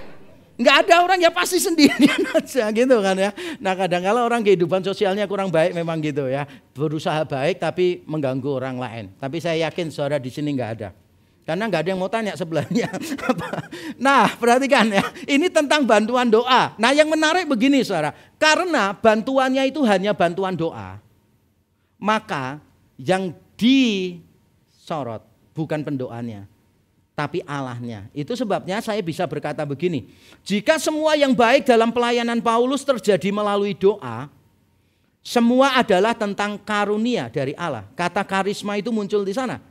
Bahasa Indonesia menerjemahkannya karunia, hurufiahnya pemberian. Kelepasan dari bahaya kematian di Asia Kecil adalah karunia Allah. Dengan cara yang sama orang banyak akan terdorong untuk mengucap syukur, eukaristeo, kepada Allah mewakili kami. Itu bahasa yang lebih hurufiahnya gitu. Bahasa Inggris menerjemahkannya on our behalf. Jadi orang banyak akan mengucap syukur atas kami.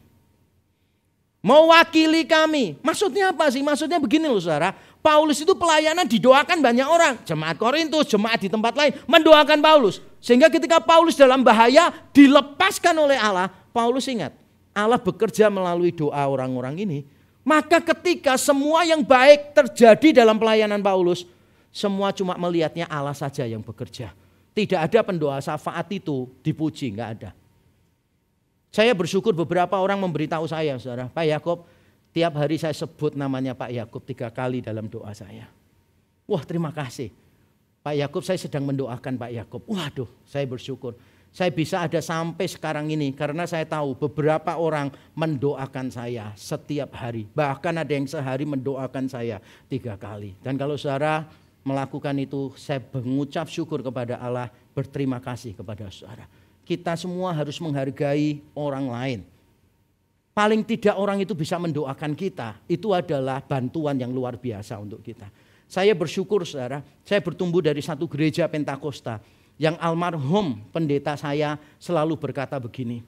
Kalau punya kebutuhan, berlutut. Minta sama Tuhan. Punya kebutuhan berlutut, minta sama Tuhan. Waktu saya memilih istri saya sekarang itu, dia tidak sadar, saya seleksi dia dengan satu pertanyaan. Pertanyaannya begini, kalau kita dalam pelayanan gak punya uang, yang kamu lakukan apa? Berdoa, dia bilang gitu. Kalau kita tetap tidak punya uang, yang kamu lakukan apa? Kamu gak telepon keluarga minta tolong orang, enggak lah. Kita berdoa. Kalau berminggu-minggu gak bisa makan, ya gak apa-apa toh, puasa sekalian. Loh ini berminggu-minggu loh. Dia jawab, loh mati dalam pelayanan kan juga gak apa-apa. Roh Kudus langsung beritahu, bungkus. Dia istri yang bisa disiksa seumur hidupnya. Dan saya bersyukur saudara, saya menikah dengan dia tidak pernah sekalipun ya, ketika kami berada dalam kekurangan uang, dia memberi kode-kode kepada jemaat, kepada orang lain. Supaya orang lain tahu kami punya kebutuhan lalu ditolong, tidak pernah. Saya bersyukur punya istri yang transparan di dalam keuangan, sangat rapi sekali. Dia tidak menginginkan apa yang dia tidak butuhkan. Saya sangat bersyukur sekali saudara.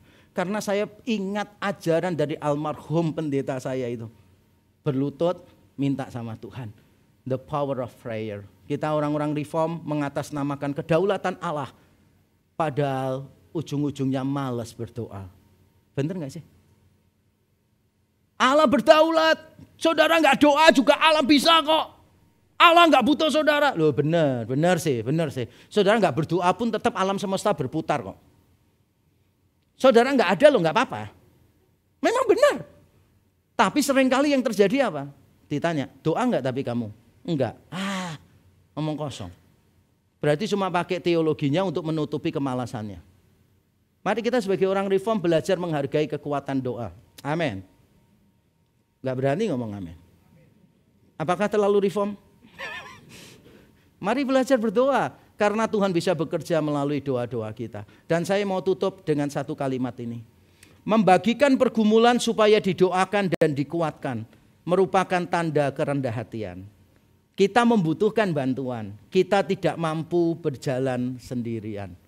Mari belajar membuka diri, cerita kepada orang lain. Kalau saudara takut ngomong, takut sama orang lain, gak apa-apa. Yesus saja di Taman Getsemani ngomong, hatiku sangat takut dan gentar.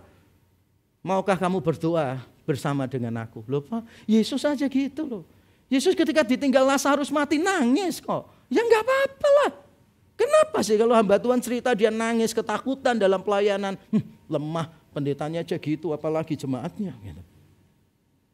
Kita seringkali menyadari tidak ada manusia yang sempurna, tidak ada hamba Tuhan yang sempurna. Tetapi begitu hamba Tuhan membuka dirinya, kita tidak siap menerimanya. Benar gak?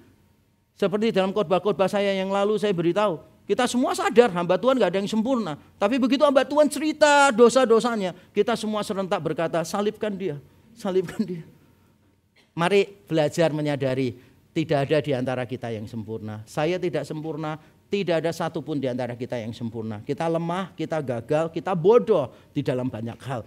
Mari belajar membuka diri, didoakan dan dikuatkan oleh orang lain. Mari kita tunduk kepala, kita berdoa.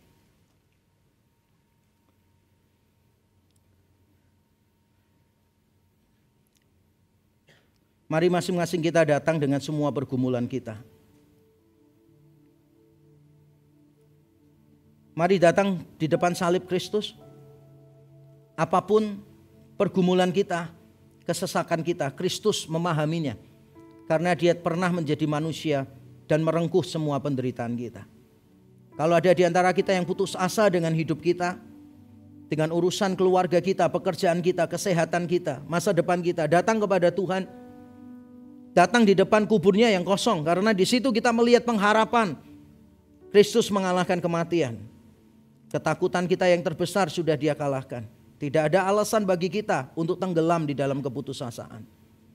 Bagi kita yang mungkin sombong menyembunyikan kelemahan kita. Kita ingin tampil sempurna di depan orang lain. Melakukan pencitraan. Tapi mari kita belajar berbagi kepada orang lain. Membuka diri. It's okay. Orang lain melihat kita tidak oke. It's okay.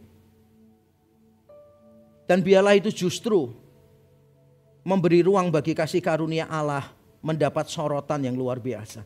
Biarlah kelemahan-kelemahan kita menjadi panggung yang mewah bagi kemuliaan dan kasih karunia Tuhan dinyatakan di dalam hidup kita. Mari kita berdoa. Bapa di surga, kami datang kepadamu bersyukur untuk firman-Mu. Kami datang dengan rasa malu, mohon ampun di hadapan-Mu. semua umat-Mu yang mendengar baik di gedung ini maupun di rumah masing-masing atau di tempat liburan masing-masing. Maupun hamba-Mu yang menyampaikan. Kami datang dengan rasa malu ya Tuhan. Karena kami seringkali tidak mau terlihat lemah di mata orang lain. Kami menutupi kesalahan kami melalui pembenaran diri. Kami menutupi kesalahan kami melalui kebohongan. Kami melakukan pencitraan dan kemunafikan. Supaya kami terlihat sempurna di mata orang lain. Kami sebagai orang tua kami tidak mau minta maaf kepada anak-anak. Kami sebagai anak-anak kami terlalu malu untuk minta maaf kepada orang tua. Begitu pula suami istri, menantu, mertua. Kami datang kepadamu. Ampuni kami ya Tuhan. Ampuni kami. Dan tolonglah kami. Supaya kami memiliki komunitas yang baik. Komunitas yang aman, kami bisa membuka diri kami dan didoakan. Kami bisa membuka pergumulan kami dan tidak disebarkan. Kami berdoa kami membutuhkan komunitas semacam itu. Tuhan tolonglah melalui program-program pemuritan di gereja ini. Supaya kami semua terhisap di dalamnya. Dan kami bertumbuh melalui kelompok-kelompok pemuritan yang ada. Terima kasih Tuhan. Di dalam nama Tuhan Yesus Kristus kami berdoa dan bersyukur. Amin. Tuhan memberkati kita.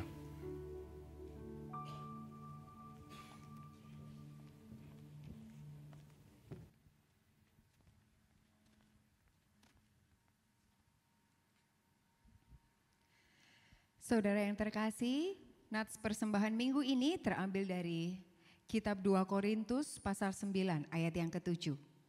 Hendaklah masing-masing memberikan menurut kerelaan hatinya. Jangan dengan sedih hati atau karena paksaan, sebab Allah mengasihi orang yang memberi dengan sukacita. Tiba waktunya kita memberikan persembahan. Untuk saudara yang beribadah secara onsite, saudara bisa memberikan persembahan melalui amplop ataupun melalui transfer. Untuk yang melalui amplop, nanti saudara bisa masukkan ke dalam kotak persembahan pada saat meninggalkan ruangan ini. Untuk saudara yang beribadah secara online, saudara bisa memberikan persembahan melalui transfer ataupun scan QRIS yang tertera di layar. Untuk menyiapkan persembahan, mari kita menyaksikan Warta Gereja minggu ini. Dan para penatua di dalam sebuah gereja tidak dapat dipandang sebelah mata. Sejak zaman gereja mula-mula, para penatua selalu mendapat tempat yang utama. Mereka bertugas untuk menjaga kebenaran di dalam gereja, supaya gereja tidak disesatkan.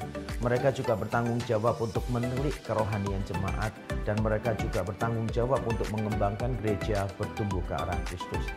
Karena itu setiap gereja membutuhkan para penatua yang benar-benar siap menjadi penatua.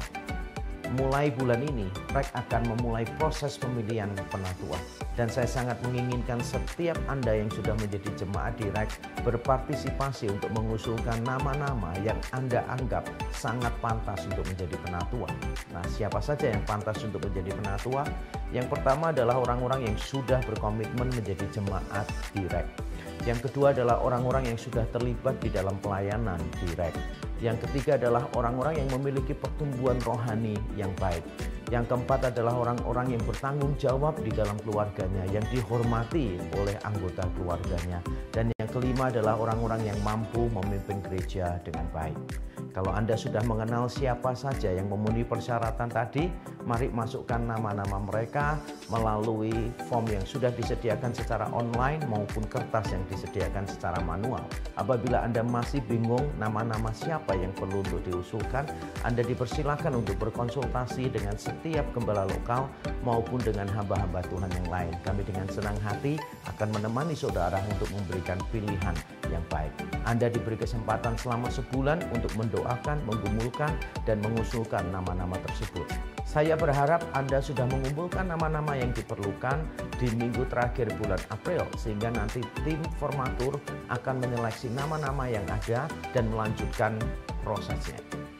Kiranya Tuhan memberkati kita, dan mari kita doakan dengan sungguh-sungguh, dan mari kita melibatkan diri di dalam proses yang sangat penting ini. Tuhan memberkati. Shalom, welcome to Reform Exodus Community. This is our church, this is our home. Kami ucapkan selamat datang bagi Anda yang baru bergabung hari ini. Jika Anda ingin lebih mengenal REK, silahkan dapat menghubungi nomor berikut ini. Mari bergabung dalam doa pagi setiap Sabtu pukul 5:30 pagi. Bagi Anda yang belum tergabung dalam grup WhatsApp, silahkan mendaftar di link berikut ini untuk mendapatkan link Zoom. Ayo teman-teman muda, bergabunglah di dalam persekutuan remaja dan pemuda. Langsung hubungi kontak berikut ini. Shalom jemaat terkasih, setelah mempertimbangkan dan memperhitungkan keefektifan pembangunan, maka tim misi REK memutuskan untuk menambah pembangunan 1 ruang guru di atas water tank yang telah usai dikerjakan. Karena itu dibutuhkan penambahan dana pembangunan dari yang sudah dianggarkan. Persembahan dana dapat Anda transfer melalui rekening berikut ini, dan untuk info lebih lanjut silakan menghubungi Ibu Venisa. Demikianlah informasi untuk minggu ini. Tetap semangat, God bless you, see you next week.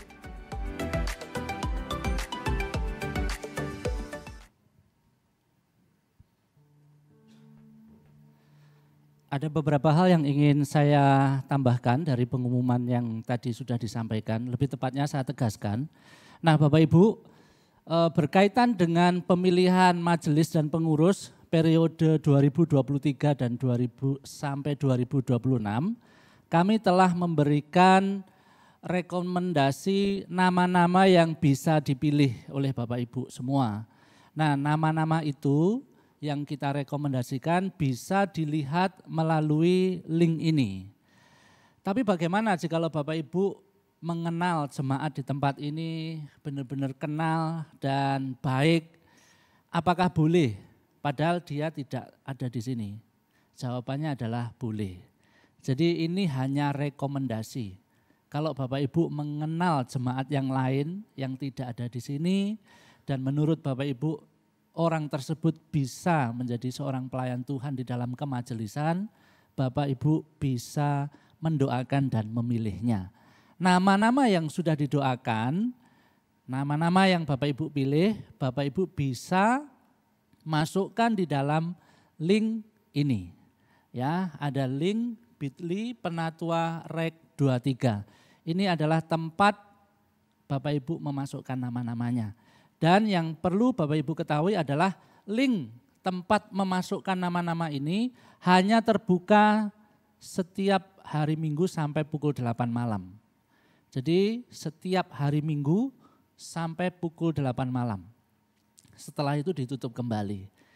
Sekali lagi mari kita mempergunakan kesempatan ini bagi Bapak Ibu yang sudah menjadi anggota, ya menjadi jemaat REK, baik yang ada di REK Nginden maupun di REK lokal lain, mempergunakan kesempatan ini. Nah itu berkaitan dengan pemilihan majelis. Lalu yang berikutnya adalah gereja REK lokal Nginden membuka kelas katekisasi periode Mei sampai Oktober 2023. Jadi Bapak Ibu yang ingin dibaptis dewasa atau peneguhan sidi, Bapak Ibu bisa mengikuti kelas ini. Mari silakan bergabung di link yang sudah disediakan dan nanti akan atau mengikuti baptisan sidi itu pada bulan Desember tahun ini. Bagi Bapak Ibu yang ingin belajar kembali juga boleh mengikuti kelas ini. Jadi kelas ini terbuka untuk seluruh jemaat. Silahkan bisa segera mendaftarkan. Nah itu saja yang ingin saya tegaskan. Mari kita bangkit berdiri, kita akan berdoa untuk persembahan dan doa syafaat. Mari kita bersama-sama berdoa.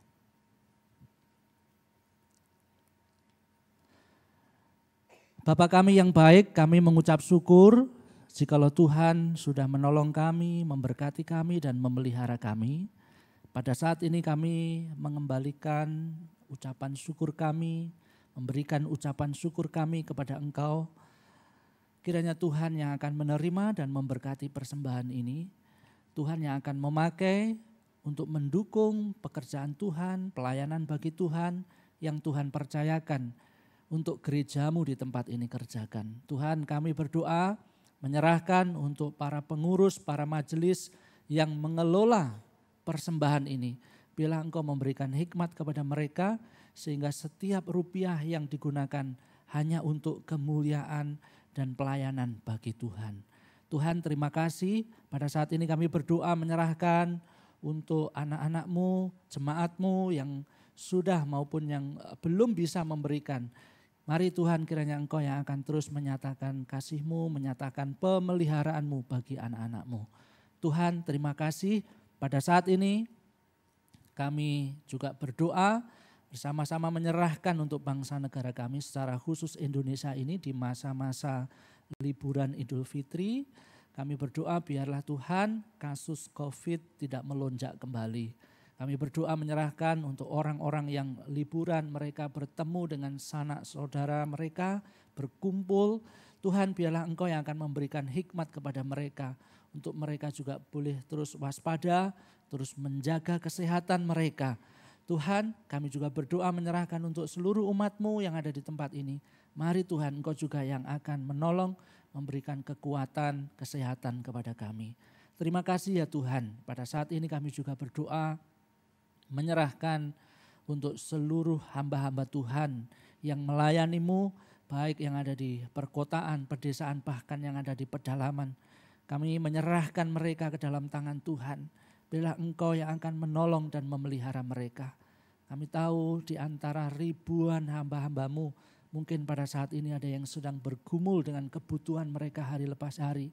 Mungkin pada saat ini mereka ada yang sedang bergumul menghadapi lingkungan yang menolak ataupun yang menganiaya mereka. Ya Tuhan, biarlah Engkau yang akan menggenggam kehidupan mereka, Engkau yang akan menolong mereka, memberikan kemampuan dan kekuatan kepada mereka, dan terlebih hati yang terus berharap dan bersandar kepada Engkau ya Tuhan. Terima kasih ya Bapa, pada saat ini kami juga terus berdoa menyerahkan untuk proses pemilihan majelis dan penatua gereja-Mu di tempat ini. Biarlah Tuhan juga yang akan menolong, Tuhan memberikan hikmat kepada seluruh jemaat ketika mereka mendoakan dan memilih nama-nama yang dicalonkan nanti. Tuhan, Engkau yang akan menolong sehingga ada orang-orang yang tepat yang akan melayani Engkau di dalam kepengurusan, kemajelisan yang ada di gereja-Mu tempat ini. Tuhan, terima kasih. Kami menyerahkan doa kami ini hanya di dalam nama Tuhan Yesus Kristus. Mari kita pujikan doksologi.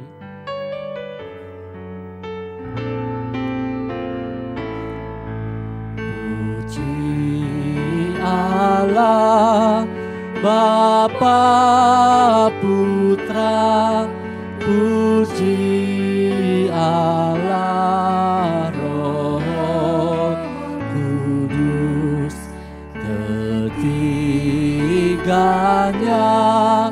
yang esa. Mohon selamat sumber berkah. Jemaat yang dikasihi Tuhan, engkau telah menikmati anugerah Tuhan di dalam ibadah ini, baik melalui pujian dan kebenaran firman. Tiba saatnya engkau akan kembali ke tempat masing-masing, dan biarlah engkau menjadi pelaku firman dan memberitakan Injil Yesus Kristus. Dan kini terimalah berkat dari Allah Tritunggal. Kiranya Allah Bapa memberkati engkau dan melindungi engkau.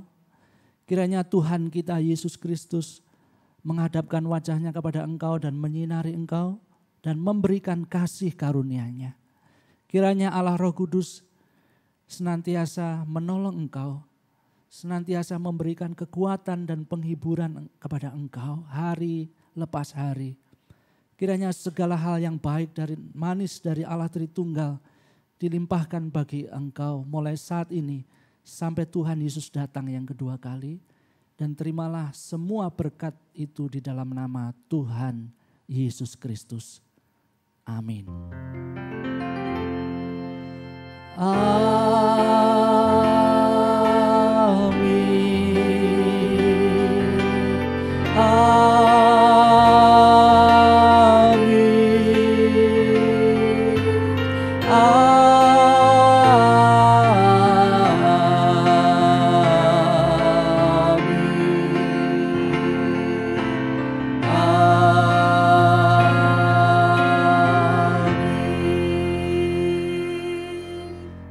silakan duduk kembali Bapak Ibu, mengambil waktu teduh, ibadah selesai, Tuhan memberkati kita.